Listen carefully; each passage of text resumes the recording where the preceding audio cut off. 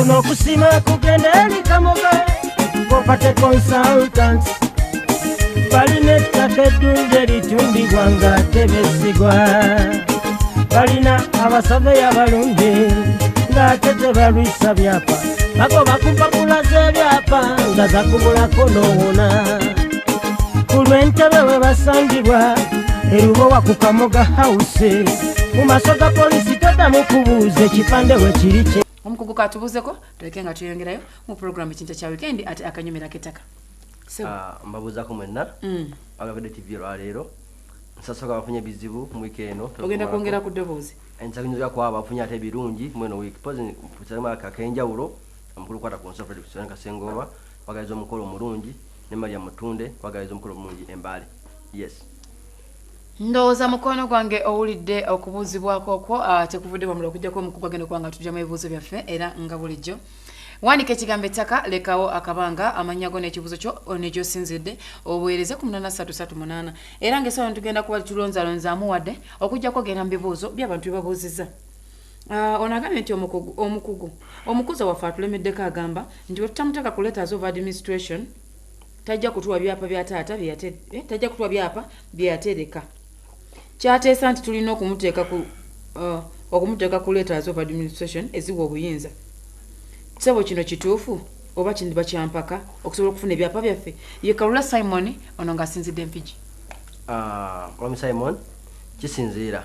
oyinza okuba nga omugenzi alekayo ekiraamo oba yaleka wiiru yaleka awandiise ng'aleseba executor w'ekiraamo ekyo oba abanateeka ekiraamo mu nkola bw'obanga yabateekako ku kiraamo ekyo n'awandiika amannya g'oyo nga n'amuteekako oba tojja kumuggyako waba ddala ng'ali mu kiraamo nga kituufu si bukiraamo kiba kituufu naye ekiraamo kiba nga kituufu omugenzi tekamutaddeko executor oba tulinawo muwala aba balina okubeerako ku buyinza naye bw'obanga ojjasi mukoza mulonzi bulunzi awo mulonzi mukoza mulumbe nemumwesiga kikyateeka mwalina okubeerako no kikyateeka bw'obanga nga mwe abaana nga musazeewo tajja kubeerako tasobola kubeerako okujjako omugenzi aleka ekiraamo ng'amulonzi nga ddala alina okubeera ku buyinza obwo neera nga alina okubeera nga oyo nga tetalinamu interest mu kintu ekyo ng'ajja omulimu gwe okugabanya bintu ebyo nga siga nti omukuza abyefunze embanga mwine ensonga ebaluma omugenzi adinisa genero mujogere mu family meetings mujogere mugende twagala yadde abeere ku buyinza baffe olw'ensonga eno neeno mujogere temusika busirisi omukuza afemeddeko mujogere yo omusajja genero yajja kusala amagezi olwa nti amuggyako abenga mulondamu ng'abaana mulonga mutambuza estate yammwe yes ndowooza mukwano gwange bamuyise Simon okuva Mpigi odiddwa mu bulungi nnyo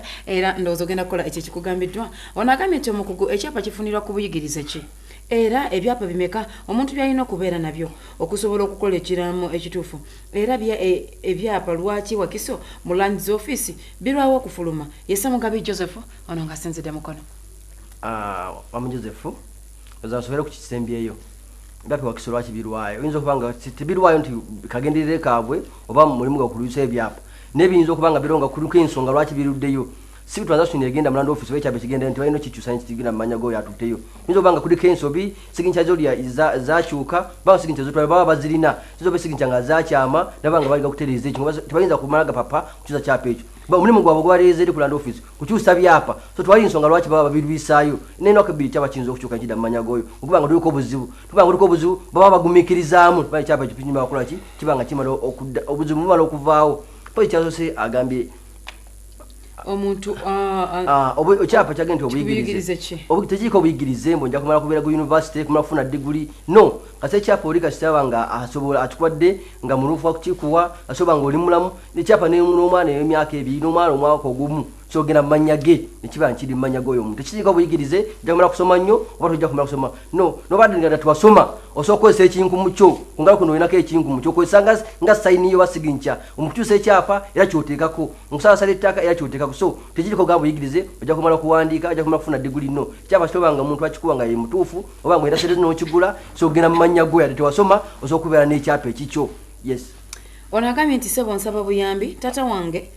buyambi nasikira tata wange naye nemeddwa okukyusa ekyapa nkole ntya okukulabako siyina ssente za kashi naye ate nina ettaka lituyinza okubalagana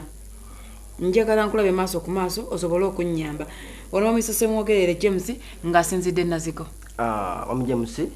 ofisi yaffe eri Lubowa ajja kujja Lubowa uze Kamoga House wesangibwa kukuba kwenyini nyini tojja kuza ova mu paaka obunya olinye ngenda ku Ntebe Road ntebero lye lubo waawo jesenge timba kita Kamoga House zimbe kyo kyaffe olusangibwa buli kumacha ojja kufuza bambao kuba ku saawa emu yokumacha mbela mu office so ubonjagadde kunda amaso ku maaso ojja kujja otwogerere biki byagala kutukolere ojja joine tukagala kubyapa jawone empapulezi byogera kuzikogerako just kutambuza mu office mberamu ya kunda amaso ku maaso jamu ku office yange lubo Kamoga House mberawo kuba ku saawa emu kubaka saawa mu yekawunge so bonna ojagalira ojja kunda kubanga mu office mberamu usavinga bantu. Yes. Onagamye mbonanye ntakansaba endagaano kwennagulira ekibanja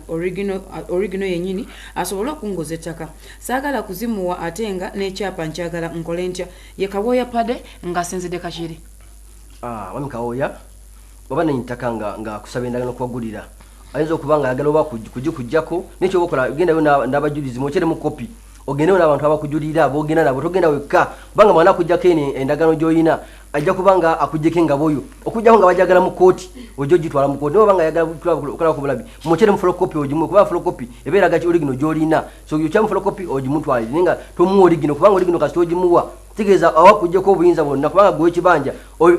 kibanja kibeera ku ndagaano sinjagano yengaboyo bwojejjako ekitegeeza kibanja oba okifiiriddwa kyentegeeza mu kino ndiyo kyamu photocopy yokka yomutwalira wabanga ayagala kukolako obulabi original genda n'abantu abeerewo alabeko obulabi naye nga siga nti agitwala kubanga wagitwala ekibanja kyo kiyinza okugenderaawo naye akimanyi nti endagaano awayinza okubanga akusaba endagaano eyo okakasa oba ddala ddala oli mutuuzi kubanga bangi baddira ku ttaka ly'abantu ne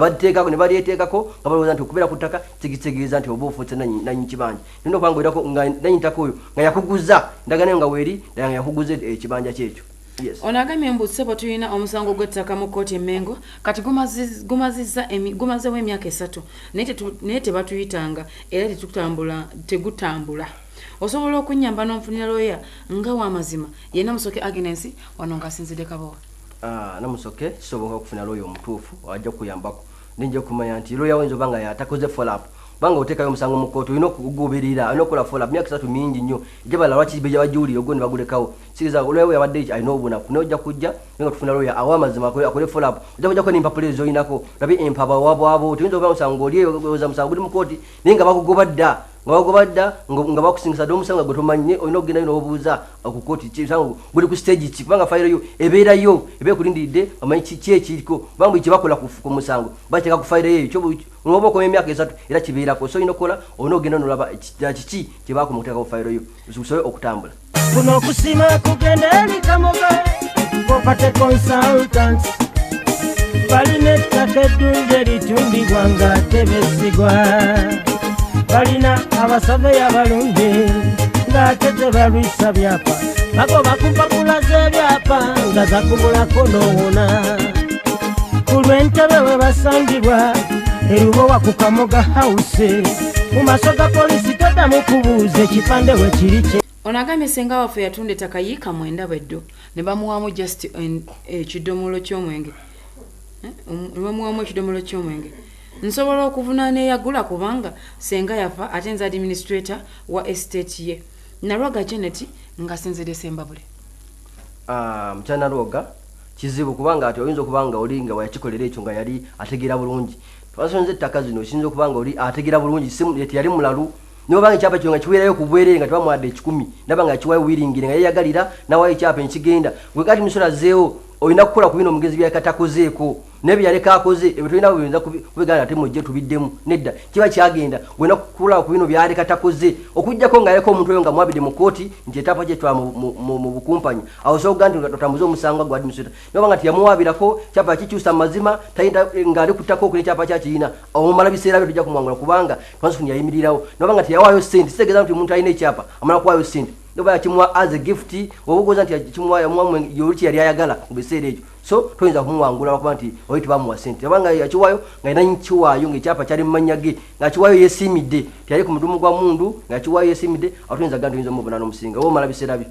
Ono agambye nti nafuna blueprint okuva ewakisa okulanzi omwaka oguwedde osobola okunyamba n'ongobeera ku kyapa era kyetaagisa ssente meka n'okukola transfer ye Katongole Brian ono ng'asinzidde wali ewakonge.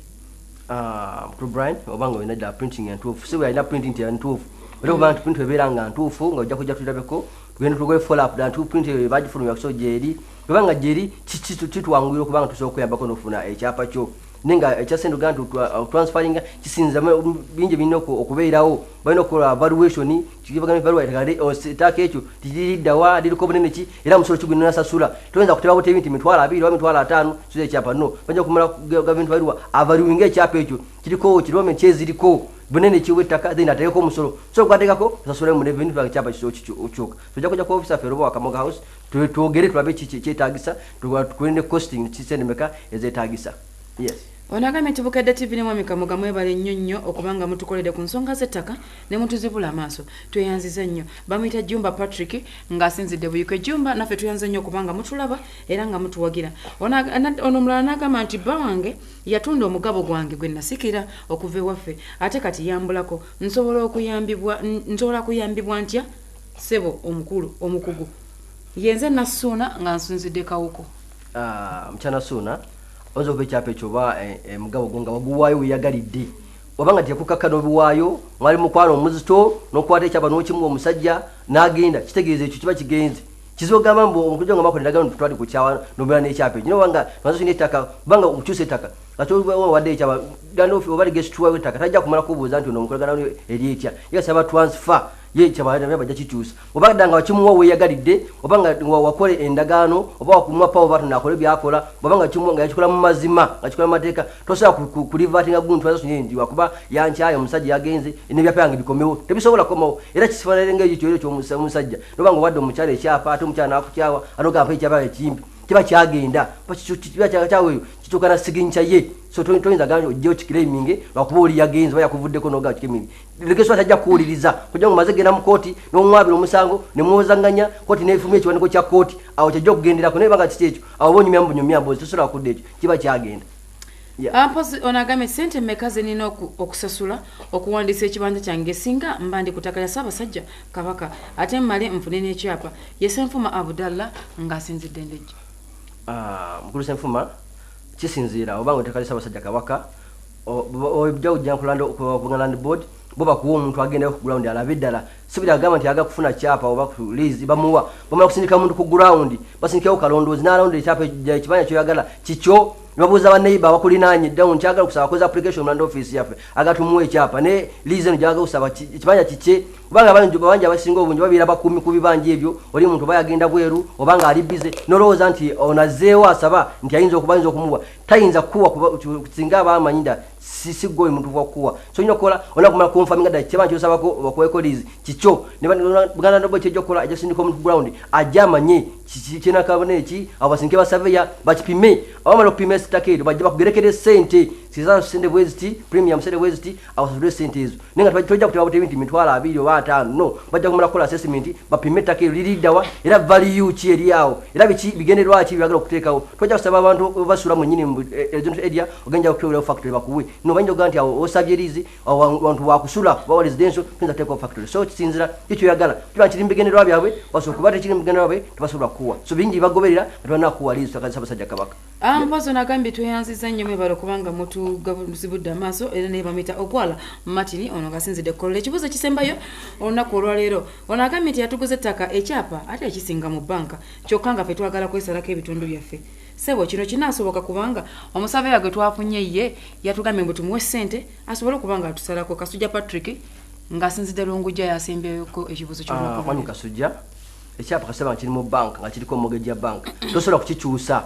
abakulimba bagakulira sente zo zabwerere abamulimba tabamwenkanya ekyapa kasitawo yakiteekayo ng'omusingo oba security baba muwadde sente sente zino okuzijjayo kitegeeza ajja kumala kusasula banjira okuggwayo teri survey ajja kulima muleta sente nsalefu nga tekiri mu banka tasobola kubanga newa nga ekyapa kino mortgage limala tufateekayo mortgage kujja mawazo kuwe baruwa mortgage lease nejja ku mortgage yewe wanga ekyaliko omala biseera byo aba kulimba tasobola kubanga register amala lione ya mortgage yabano ngati ekyaliko tasobola kola ene transaction matazinza kukyusa tasobola kusalasalako tasobola aba kulimba kyo mino kola nga mubanga mino kutaka mukwatire ko ya ine banja misasuleyo ngesho nti abandi sasuddwa abaye baruwa ejjake lease mortgage eyo twali mu bank ate si bawe baruwa kujjako ate ne bagiteka buterese baruwa abadde baruwa ajjeko mortgage ate najitereka kitegeeza mbu olwabagenda kukola ki kyusa onokumulagira mu land office nekyuka okwe baruwa ejjako mortgage kirala n'okujjako mortgage ku kyapa n'okirala so nyino kumanya nti ddala evuddeko ng'onaala office etuuseyo osodde emisolo gyayo kubanga buli tuwanza kusinja okola mulanda office osasulayo ssente nina okumanya nti evuddeko alosobola okuweza kusalako naye bala kiriwo ekyo aba onyumyambunyumyambu era kisoboka tosobola kusalako kyapa alikuliko mortgage. Tetugenda kusukka wano olunaku olwaleero tuyanziza nnyo tuyanze egesebo era nammwe abatuwuliriza abatulaba mwebale nnyo mwebalire ddala okuba nga mbadde ku Bukedde TV mu kanyomero kano nako ne mukalaba n'ebibuuzo ne bibuuzibwa. Kuno okusima kugenda eri Kamoga Property Consultants balina ettaka eddungi eritundibwa ng'ate besigwa balina abasaveyo abalungi ng'ate tebalwisa byapa bagoba ku mpapula z'ebyapa nga zakubulako n'owona ku lw'entebe we basangibwa erubowa ku Kamoga House mu maaso ga poliisi toddamu kubuuza ekipande we kiri